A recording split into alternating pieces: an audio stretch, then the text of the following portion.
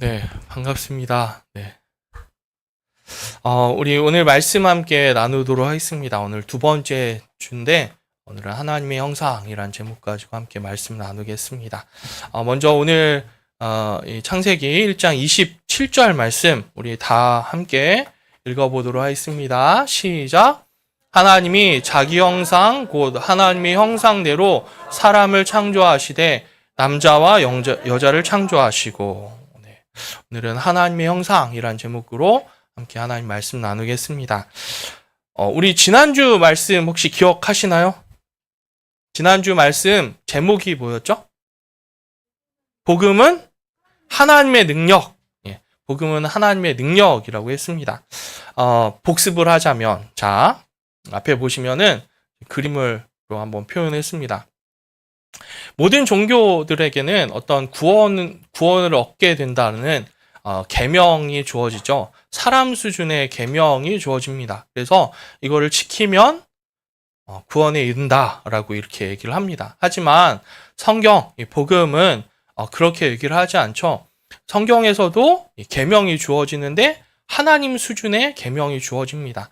하나님 수준의 계명이기 때문에 사람이 지켜낼 수 없습니다. 그래서 모든 사람은 하나님의 기준에 미달이기 때문에, 그래서 하나님께서 보실 때 죄인으로 이렇게 볼 수밖에 없죠. 의롭지 못하죠. 그 기준에 미달이기 때문에, 그렇기 때문에 그 죄에 대한 심판이 주어질 수밖에 없습니다. 그런데 이 모든 사람들이 이렇게 죄인이고 모든 사람들이 하나님의 진노와 그 심판 아래에 있기 때문에 하나님께서는 그들을, 그 죄인들 중에 누구를 사랑하셔서 하나님의 아들 예수 그리스도를 세상에 보내주십니다. 그래서 우리가 이룰 수 없는, 우리가 할 수 없는 그 구원의 일을 예수님께서 우리 대신 하게 하시죠. 무슨 일을 행하셨죠? 그렇죠. 예수님께서 십자가에서 죽으셨습니다. 왜 죽으셨습니까? 우리가 벌을 받아야 되는데, 우리가 죄인으로서 벌을 받아야 되는데 예수님께서 대신 십자가에서 죽으심으로 대신 벌을 받으셨고요. 우리가 하나님의 기준에 미치게 살아야 되는데 그 하나님의 기준에 따라 살 수 없기 때문에 예수님께서 대신 그 기준에 맞춰서 살아내셨습니다. 이걸 통해서 예수님을 믿는 사람들은, 예수님과 예수님께서 행하신 일을 믿는 사람들에게는 이제 하나님께로 나아갈 수 있게, 하나님 기준에 우리가 하나님께서 죄에 대한 벌을 이미 받은 존재로 여겨주시고, 또 하나님의 기준에 맞춰서 살아진 것으로 여겨주셔서 우리를 이렇게 받아주시죠. 그래서 용납하시고 용서하시는 그 일이 일어납니다. 그래서 하나님께 받아들여지는 것, 그걸 구원이라고 하는데, 이렇게 구원을 받으면 하나님께서 우리의 삶을 책임져 주시고 다시 우리 삶을 보호하시고 공급해 주신다. 이것이 바로 예수님의 복음이다. 사람이 할 수 없기 때문에 사람의 능력이 아니라, 이 구원은, 이 복음은 사람의 능력이 아니라 하나님의 능력이다. 이 말을 우리가 지난주에 나눴습니다. 기억하시죠? 감사합니다.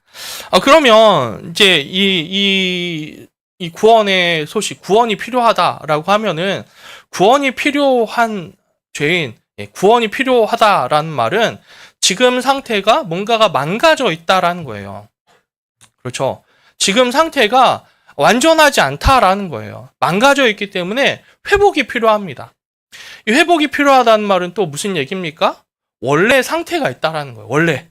망가지기 전의 상태가 있다라는 거죠. 이 망가지기 전의 상태를 우리가 알아야 됩니다. 우리는 무엇으로부터 지금 망가져 있는지, 잘못되어 있는지 이야기를 오늘 말씀을 나누도록 하겠습니다. 자, 나는 누구인가? 어떻게 살아야 하는가? 이게 인생의 큰 고민이죠. 그렇지 않습니까? 어떻게 살아야 되는지, 또 나는 누구인지를 아는 것이 굉장히 중요합니다. 그래서 여기 보니까 여기 보니까 사춘기도 있고 갱년기도 있고요. 노년기도 있잖아요. 우리 여기 다 이렇게 모여 있잖아요. 사춘기에서는 뭘 고민하죠? 사춘기가 뭐 하는 시기죠? 질풍노도의 시기입니까? 반항하는 게 이게 목적일까요? 왜 반항을 하고 왜 이렇게 자기를 드러내려고 할까요? 내가 누구인지 찾아가는 과정이죠. 내가 누구인지 알아가고 어떻게 사는 게 가치 있는 건지 그거를 알기 위해서 막 발버둥 치는 그 시간이 사춘기죠. 그럼 갱년기는 뭘까요? 갱년기는 뭐 밤에 열이 올랐다가 내렸다가 막 화가 났다가 갑자기 급발진했다가 막 이런 게 갱년기인가요? 아니죠. 왜 그게 일어납니까? 내가 지금까지 잘 살아냈는지, 지금 가치 있는 인생을 살아냈는지 그거에 대해서 불안한 마음이 있는 거예요. 물론 우리 안에 그것 때문에 이제 호르몬 작용이 그때쯤 되면 이제 호르몬이 변화되고 하는 거죠. 또 노년기에는 어떤 고민이 있을까요? 지금까지 잘 살아냈는지, 지금까지 내 인생이 가치 있는 인생인지 이거를 돌아보는 시간이 노년기겠죠. 우리는 인생의 여정을 통해서 계속해서 이 질문을 하고 있어요. 나는 누구고 어떻게 살아야 되는지. 이걸 뭐라고 하죠? 정체성이라고 부르죠. 정체성. 나는 누구고 나는 어떻게 살아야 되는지를 아는 거, 그것을 정체성이라고 합니다. 이 정체성이 분명하지 않으면 혼란스럽고 불안합니다. 내가 누구인지 모르니까 자꾸 뭔가를 통해서 확인하려고 하죠. 이게 맞는지 염려가 되기도 하고 불안하고 방황을 합니다. 그리고 또 내가 누군지 불안하기 때문에 자기를 어떻게든 좋게 보이려고 허세를 부리죠. 예, 은찬이가 지금 그런 시기인 것 같은데 막 자기를 드러내려고 하고 막 이런 뭔가 이렇게 자기를 과시하려고 하고 그래서 자기가 누군지 좀 자기의 존재감을 밝히고 싶은 그런 아이 아닙니까? 허세를 부리기도 하고 과시하기도 하고 또 때로는 그게 불안하기 때문에 우울감도 찾아오기도 해요. 이 나는 누구고 어떻게 살아야 되는지 이 답을 찾는 거는 정말로 중요하죠. 내가 누군지 알아야 되니까. 그렇지 않으면 늘 불안할 수밖에 없습니다. 자, 내가 누구인지 알기 위해서 가장 먼저 우리가 알아야 될 게 무엇일까요? 내가 왜 존재하고 있는지, 내가 어떻게 존재하고 있는지, 어떻게 존재하게 되었는지, 내가 지금 왜 존재하는지를 알아야, 그래야 내가 누구고 난 어떻게 살아야 되는지를 알 수가 있는 거죠. 이를 세상에서는 이제 이거를 알기 위해서는 내가 어디로부터 왔는지를 알기 위해서 이제 세상에서는 하나님을 배제를 하고 이제 그거를 얘기를 하죠. 여기 하나님을 배제해서 내가 왜 존재하는지, 어떻게 존재하는지 이렇게 설명을 합니다. 예, 대부분 이제 진화론에 근거를 해서 설명을 하는데 이제 찾아보니까 이렇습니다. 생명의 기원, 우리의 생명이 어디로부터 어떻게 생겨났는지를 설명하는 그런 주장들이 여러 주장들이 있어요. 이렇게 찾아보니까 크게 한 6가지가 되더라고요. 지구 밖 운석설 혹시 들어보셨나요? 이제 운석 속에 어떤 생명이 있었고 그 생명이 지구 안에 들어왔는데 그래서 이제 지구 안에 생명이 생기게 되었다. 그럼 그 생명은 어디로부터 왔느냐? 그거에 대한 설명이 없고요.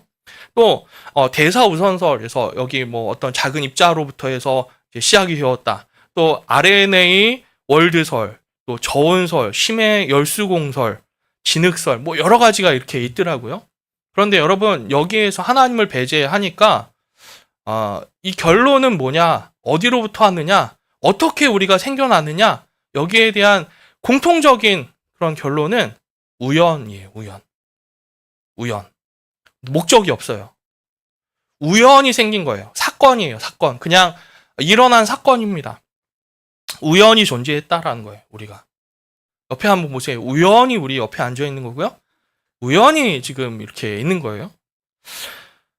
이 우연에 기대면 우연이 아니란 말은 반대로 뭐예요? 목적이 있다. 필연이다. 필연이라는 것은 어떤 의도가 있었다. 그럼 그 의도가 누구의 의도냐? 이거로 나와야 되는데 하나님을 배제하면은 의도, 목적 이거를 덜어내야 되죠. 그러면 뭐밖에 안 남아요? 우연밖에 안 남아요. 우연이 존재하는 거예요. 우연이 존재한다고 생각을 하면 여기로부터 생각하면 어떻게 됩니까? 우리가 존재하는 목적이나 의미가 없죠. 우리가 존재해야 될 이유나 목적이나 가치가 없습니다. 사람은 우연히 생겼다가 우연히 사라지는 거예요. 생명이나 어떤 인생이나 어떤 목적이나 가치를 찾을 수가 없습니다.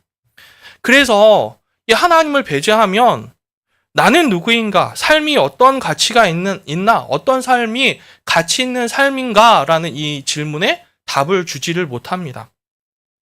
생명이 우연히 존재했다고 한다면 생명이나 인생의 가치가 없습니다. 그러면 이 고민도 할 필요가 없죠. 사춘기의 고민, 갱년기의 고민, 노년기의 고민 이거 필요 없는 거잖아요. 쓸데없는 짓을 하고 있는 거예요. 자, 또 여러분 우리 옆에 사람들이 앉아있죠? 사람 우연히 있는 거예요. 그냥. 그러니까 여러분 우리가 부모님을 볼 때나 또 자녀들을 볼 때나 친구를 볼 때 우연히 있는 거예요. 우연히. 어떤 목적이나 의미가 없는 거고 우연이에요. 자녀도 아무 의미도 없어요. 우리가 여기 뭐로 봐야 돼요? 이런 우연히 있는다 여기로부터 출발되면은 뭘로 봐야 돼요? 그냥 단백질 덩어리예요. 옆에. 그냥 유기질 덩어리일 뿐이에요. 하나님을 배제하니까 우연이 되고 우연이니까 의미가 없어요. 삶에 의미가 없는 거죠. 여러분 인정이 되십니까? 우리 자녀들이, 우리 사랑하는 자녀들이, 우리 사랑하는 부모님이, 사랑하는 친구가 그냥 의미 없는 존재다. 나도 의미 없을 뿐만 아니라 그분들이, 그 자녀가, 그 부모가 아무 의미가 없다. 이게 인정이 되십니까? 이렇게 하나님을 배제하고 내가 누구인가, 어떻게 살아가야 되는가, 나의 정체성을 찾는다면 그 답을 찾을 수가 없습니다.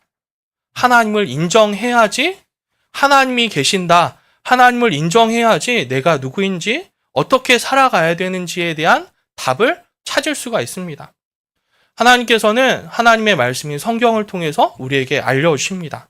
자, 우리 다시 한번 이 말씀, 창세기 1장 27절 말씀 함께 읽겠습니다. 시작!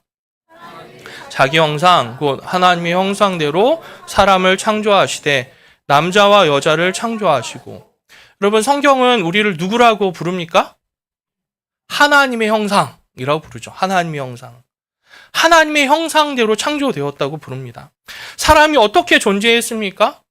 하나님께서 목적을 가지고 하나님의 형상으로 만드셨다고, 그래서 우리가 존재한다고 말하고 있습니다. 그러니까 이 하나님의 형상이기 때문에, 존귀한 하나님의 형상이기 때문에 사람은 하나님을 빼버리면 설명할 길이 없는 거예요. 우리 존재적인 하나님의 의존성을 갖습니다. 하나님 없으면 설명이 안 되는 존재가 바로 이 사람입니다. 이 하나님 형상이라는 말은 하나님을 닮게 창조하였다는 거예요. 하나님을 닮게. 여러분, 강아지는 강아지처럼 생겼습니다. 소는 소처럼 생겼어요. 개는 개 닮게 생겼고요.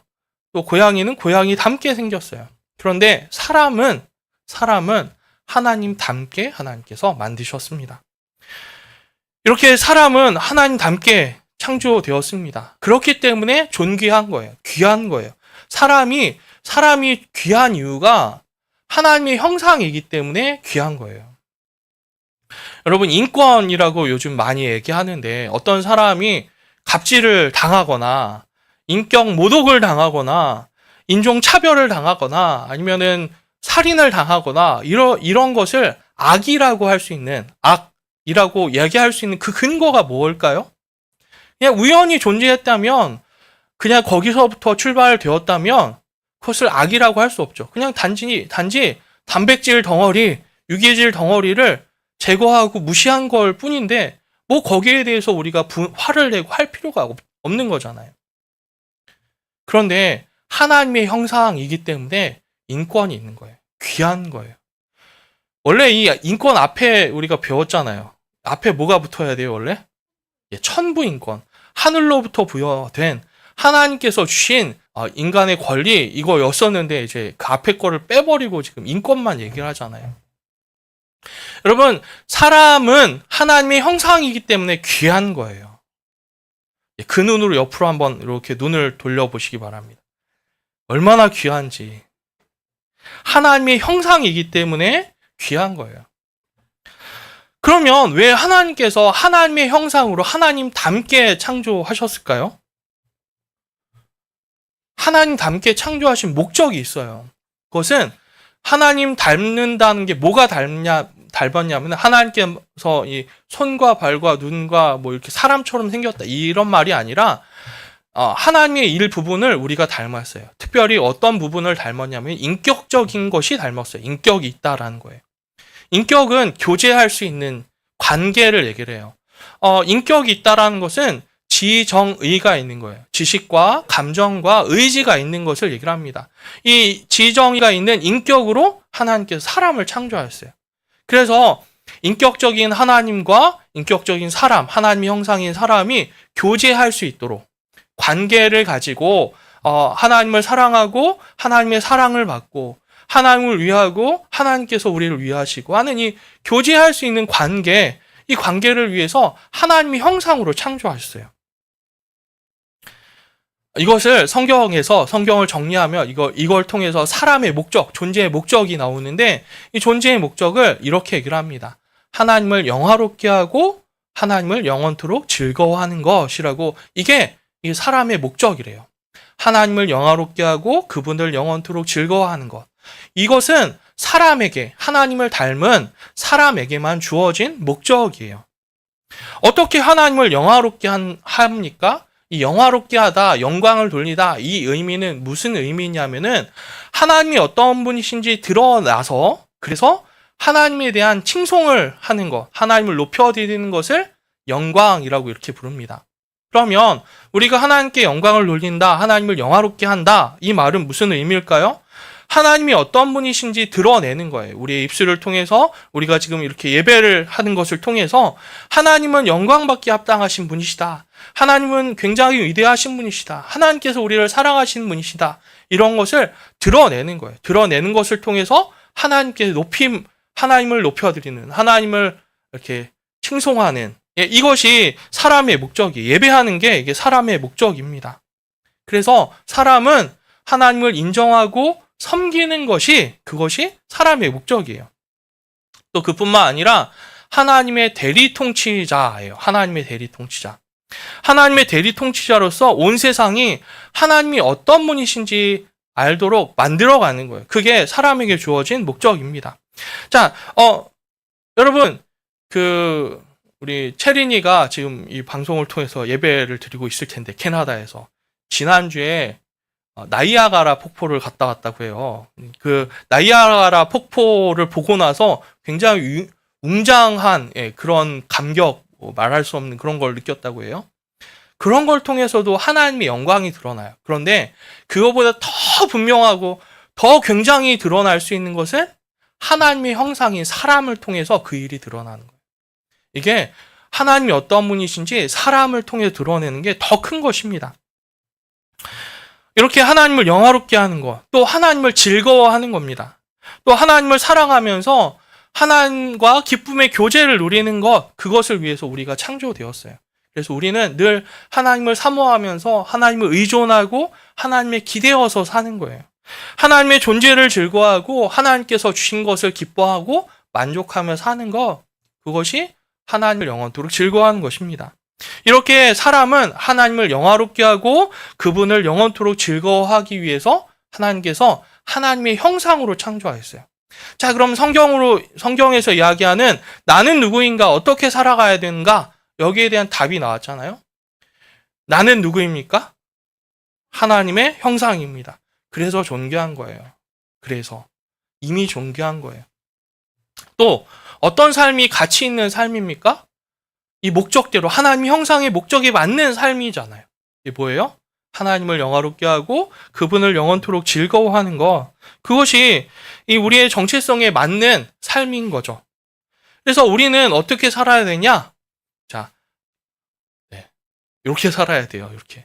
자, 우리 사람은 하나님께서 지으신 피조물 중에 유일하게 하나님의 형상으로 창조되었어요. 하나님 닮게 창조되었어요. 그래서 사람은 하나님께 영광 돌리고 하나님을 예배하고 하나님을 높여드리고 하나님의 다스림을 받는 존재이고 하나님의 형상인 사람을 통해서 하나님께서는 이 피조물들을 하나님의 뜻대로 다스리십니다. 우리를 통해서, 그러니까 우리 사람은 이 모든 만물을 다스릴 수 있는 권한을 가지고 있고요. 또 이 만물들을 사람에게 순종해야 되는 거예요. 그러니까 하나님은 우리를 다스리시고 우리는 피조물을 다스리고 피조물들은 우리에게 순종하고 우리는 하나님을 높이고 하나님을 예배하고 이게 창조의 질서에 맞는 거예요. 이게 원래의 모습입니다. 하나님께서는 사람을 하나님의 형상으로 창조하였어요. 그리고 이 위치를 기억해야 돼요. 이게 우리가 있어야 될 원래의 위치인 거죠. 원래 하나님의 형상으로서의 위치죠. 그걸 알게 하기 위해서, 그걸 기억하게 하기 위해서 하나님께서는 선악을 알게 한 나무를 동산 중앙에 두셨습니다. 이 선악과 많이 들어보셨을 텐데 이 선악과를 두셨어요. 이걸 두신 그 목적은 무엇입니까? 사람이 모든 피조물을 다스릴 수 있지만 하나님의 다스림 안에 있다라는 것을 기억하라고 선악과를 두신 거예요. 그리고 이걸 먹지 말라고 하셨죠. 다시 말해서 이 선악과를 두신 이 목적은 우리가 하나님이 아니라 하나님의 형상이다라는 것을 기억하라고 두신 거예요. 그런데 하나님의 형상임을 기억하라는 거, 하나님을 섬기는 존재라는 거 기억하라고 두신 거예요. 그런데 사람이 불순종을 합니다. 선악을 알게 하는 나무 열매를 먹습니다. 여러분, 이 선악과의 의미가 바로 이거예요. 선악과라고 이렇게 요약해서 한 단어로 이렇게 얘기하는데 성경에서는 선악을 알게 하는 나무 열매라고 이렇게 되어 있어요.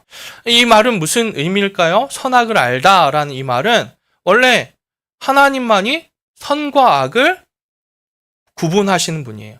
무엇이 옳은 건지, 무엇이 나쁜 건지 이걸 판단하는 그 권한이 하나님께만 있는 거예요. 그런데 사람이 이것을 먹음을 통해서 먹는다라는 말이 무슨 의미일까요?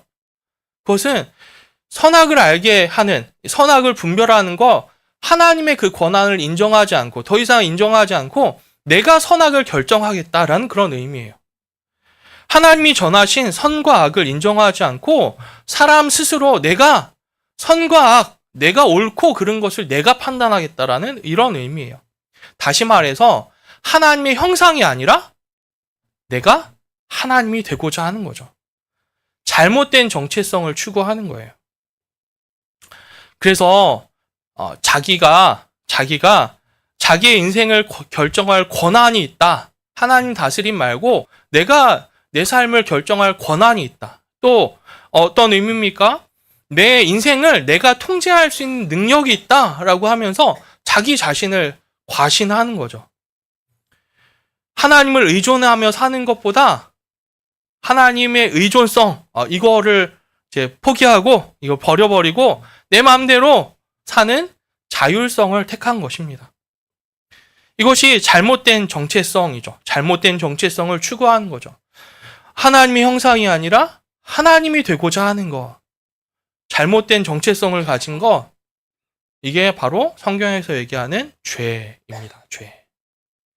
죄가 다른 게 아니라 내가 하나님의 형상인데 나 하나님의 형상 이제 더 이상 싫고 내가 하나님 될 거야. 이게 죄예요. 죄. 이런 잘못된 정체성, 이 죄를 추구한 결과 어떻습니까? 하나님의 심판 아래에 있게 되는 거죠. 하나님의 자리를 내가 차지했기 때문에 그건 반역입니다. 반역. 그래서 하나님의 진노와 저주를 받고 영원한 죽음이 우리 가운데 찾아왔습니다.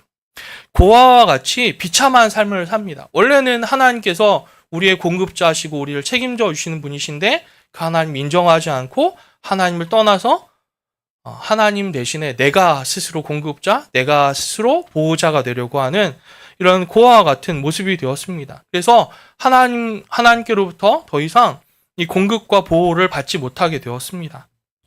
그뿐만 아니라 자유를 추구했는데, 자유를 얻고 싶어 했는데 오히려 망가지고 오히려 끌려다니는 삶을 살게 됩니다. 자, 우리가 이렇습니다. 그 자율성을 가지고 하나님 대신에 하나님 대체물을 자율적으로 내 마음대로 선택을 해요. 그래서 그거로부터 행복을 얻으려고 하고 그걸로부터 만족을 얻으려고 그걸 찾아냈어요. 하나님 대체품을 찾아서 그것을 따라갑니다. 하지만 분명한 것은 하나님 대체품은 하나님을 대신할 수가 없습니다. 그래서 늘 만족이 없고 실망할 수밖에 없어요. 오히려 망가질 수밖에 없는 거죠. 여러분, 여기 자동차 타고 계시죠? 자동차. 휘발유를 넣어야 되는데 거기에 경유를 넣으면 어떻게 되죠? 대체품을 넣으면은 어떻게 돼요? 자동차가 망가져 버리죠. 그것처럼 우리가 하나님을 의존해야 하고 하나님으로 만족을 얻어야 되는데 하나님 대체품을 가지고 집어넣으니까 우리의 삶이 망가질 수밖에 없는 거죠. 예를 들어서 어떤 것이 하나님 대체품일까요? 돈이 그래요. 돈을 많이 얻으면 나를 행복하게 할 수 있다. 돈을 통해서 만족을 얻을 수 있다라고 이렇게 얘기를 하죠. 그런데 여러분, 돈은 우리를 망가뜨릴 뿐만 아니라 우리를 노예 생활하게 해요. 하나님 대체품은 다 그래요. 어떻게 그렇습니까? 여러분, 돈을 얻기 위해서 돈에 매여 있죠. 돈을 더 많이 벌려면 우리가 소중히 여기는 그런 것들을 이렇게 포기하고 거기에 매여 있는 거예요. 또 돈을 많이 얻으면 어떻게 됩니까? 그걸 지켜내려고 또 매여 있는 거예요. 이것처럼 우리에게 내가 자유를 추구해서 자율적으로 하나님 대체품을 갖다가 놨는데 그거는 우리를 자유케 하지 못하고 오히려 거기에 매여 살게 하는 거죠. 이렇게 죄는 우리에게 여러 가지 나쁜 결과를 끼칩니다. 그리고 죄인이기 때문에 죄를 져요. 그래서 세상에 악이 가득하죠. 여러분, 제가 여기 하루 종일 거의 교회에 있거든요. 교회에 있으면 이 몸매를 유지하기 위해서는 많이 먹어야 되잖아요. 그렇죠? 그래서 가끔 이제 뭐 요리도 해 먹고 뭐 이렇게 간단한 간식도 만들어 먹고 이렇게 하는데 주방에 올 여름에 이렇게 들어가 봤더니 냄새가 꾸리꾸리한 냄새가 나는 거예요. 뭔가 이제 이상한 냄새가 계속 나요. 이게 하루만 난 게 아니라 한 달 동안 났어요. 그래서 뭐가 있나 해서 하수구도 청소해보고 배수구도 거기도 청소해보고 쓰레기통도 이렇게 치워보고 했는데 계속해서 냄새가 나는 거예요. 이 냄새의 원인을 찾을 수가 없었어요. 그래서 그 방향제도 갖다 놓기도 하고 그랬어요. 그러던 어느 날 역시 이 몸매를 유지하기 위해서 이제 고구마를 집에서 갖고 와서 에어프라이기에 이제 고구마를 이제 익혀서 먹으려고 이제 에어프라이기를 딱 열었더니 썩은 고구마. 예전에 제가 그렇게 해놓고서 잊어버렸던 거예요. 그래서 거기에 막 이렇게 파란색 곰팡이도 쓸고 막 냄새가 딱 여는데 확 나더라고요. 썩은 고구마가 거기에 있었기 때문에. 그래서 청소하고 치우고 막 그랬어요. 냄새가 안 나요. 여러분, 왜 냄새가 났죠? 썩은 고구마가 있어서 냄새가 난 거예요. 여러분, 우리가 죄인이라는 말은 하나님 앞에 죽었다라는 말이에요. 죽었어요. 이런 거에 이렇게 여기 화분에 나무가 이렇게 있잖아요. 이 식물을 이렇게 뽑아버리면 살아있는 것처럼 보이지만 얘는 죽었어요. 시간이 지나면 말라서 죽어요. 하나님과 우리 사이에 하나님께서 우리의 생명의 공급자라서 하나님과 연결되어 있어야지. 그래야 생명을 계속 공급받는데 하나님과 떨어져 있으면 이 단절되면은 뿌리가 뽑힌 나무처럼 살아있는 것처럼 보이지만 죽은 거예요. 시체예요, 시체. 시체는 썩으면 냄새가 나죠. 그래서 죄는 죄를 짓는 거예요. 온 세상에 죄가 가득한 이유가 바로 죄인이 세상 가운데 가득하기 때문에 그래요. 온 세상에 악이 가득하고 망가진 그 이유, 전쟁이 지금 계속해서 일어나고 그치지 않는 이유, 불의와 불공평이 가득한 이유, 삶의 만족이 없고 기쁨과 자유와 평안이 없는 그 이유는 바로 이 죄 때문이에요. 하나님의 형상인 사람이 하나님처럼 되고자 하는 그 욕심, 그 잘못된 정체성을 추구하기 때문입니다. 이 죄의 문제를 해결해야 냄새가 안 나요. 이 썩은 고구마를 치우면 냄새가 안 나는 것처럼 이 죄의 문제가 해결되지 않으면 계속해서 망가지고 계속해서 냄새가 날 수밖에 없죠. 그러면 이 죄의 문제를 어떻게 해결해야 되냐? 어떻게 해야 되느냐? 다음 주에 이야기하도록 하겠습니다. 네.